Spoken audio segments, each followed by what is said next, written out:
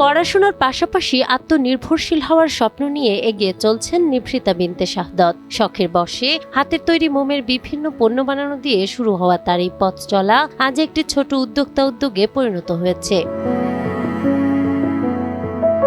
নিভৃতা বর্তমানে ফরিদপুরের রাজেন্দ্র কলেজে অনার্স শেষ বর্ষে অধ্যয়ন করছেন।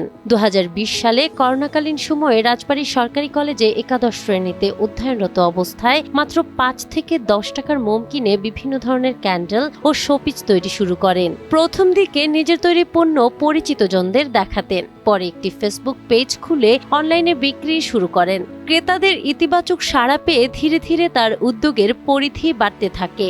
করোনার পরের থেকে আর কি শুরু হয়েছে আমার এই ক্যান্ডেল বিজনেসটা। যখন আর কি পড়াশোনা শেষ করে পড়াশোনা আর কি অনেকদিন বন্ধ ছিল, ছুটির মধ্যে ঘরে বসে বসে মনে হচ্ছিল যে কি করব, কোনো কাজ নাই। এই কারণে একটু এক্সপেরিমেন্ট করতে করতে এইভাবে ক্যান্ডেল বিজনেস আমার শুরু হয়। গত 1 বছর ধরে রাজবাড়ী শহরের জেলা স্কুলের সামনের ফুটপাতে নিজের হাতে তৈরি সুগন্ধি ক্যান্ডেল, ডেকোরেটিভ ক্যান্ডেল, মোমের শোপিস সহ বিভিন্ন ধরনের হস্তশিল্প পণ্য বিক্রি করছেন তিনি। প্রতিদিন পড়াশোনার ফাঁকে সময় বের করে নিজেই পণ্য তৈরি করেন এবং বিক্রি করেন। আমি হাতে তৈরি কাজ অনেক বেশি পছন্দ করি। আমার বাসায় প্রত্যেকটা শোপিস, যে কোনো আইটেম আর কি হাতে হস্তশিল্প, সেগুলো সবগুলো আমারই হাতে করা। তো ওই কারণে মনে হলো যে ক্যান্ডেল নিয়ে কিছু কাজ করি। একদিন ইউটিউবে একটা ভিডিও দেখতেছিলাম, এভাবে করতেছে। তখন কোনো মোল্ড ছিল না, কিছুই ছিল না। তখন আমার মনে হলো যে এভাবে মোম নিয়ে কেন না আমি কাজ করি। তো আমি দোকান থেকে 5 টাকা 10 টাকা দামের যে লম্বা মোমগুলো আছে ওগুলো কিনে নিয়ে আসি এবং বোতলের মুটকির মধ্যে আর কি প্রথম বানানোর চেষ্টা করি। এবং আলহামদুলিল্লাহ প্রথম দিনই আমার সেল হয়ে যায়। বাসার কিছু পিচি প্রতিবেশী আছে, তো ওরা আমার থেকে ওগুলো কিনে নেয় এবং ভালো লাভ থাকে ওটাতে। কিছু কালার মিশাই করলে সুন্দরও লাগে।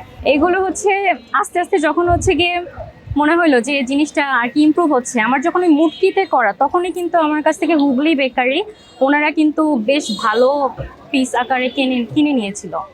তো তারপরে আমি একটু অনলাইনে ঘাটাঘাটি করলাম যে সুন্দর সুন্দর কিছু মোল্ড পাওয়া যায় কিনা মোম তৈরির জন্য, এবং সেটা আমি অ্যামাজনে পাই। সেটা আমি চায়না থেকে রিসিভ করি। ফার্স্ট টাইম দারাজের থেকে আনিয়েছি, কিন্তু অনেক বেশি কস্ট পড়েছিল তাতে। তো আস্তে আস্তে দেখা যাচ্ছে এটা বাংলাদেশে চালু হয়েছে, কিন্তু আইডিয়াটা কিন্তু আমারই প্রথম ছিল। মাসিক আলহামদুলিল্লাহ 40 থেকে 50 হাজারের মতো যদি এখানে রেগুলার আসা হয় তাহলে, আর অনলাইন অফলাইন মিলায়ে আলহামদুলিল্লাহ ভালো একটা অ্যামাউন্ট আসতেছে, লাভ আছে আলহামদুলিল্লাহ। আলহামদুলিল্লাহ এইবার আমি কুরবানিও দিয়েছি এই বিজনেসের টাকা দিয়ে। এটা আমার জীবনের প্রথম কুরবানি ছিল।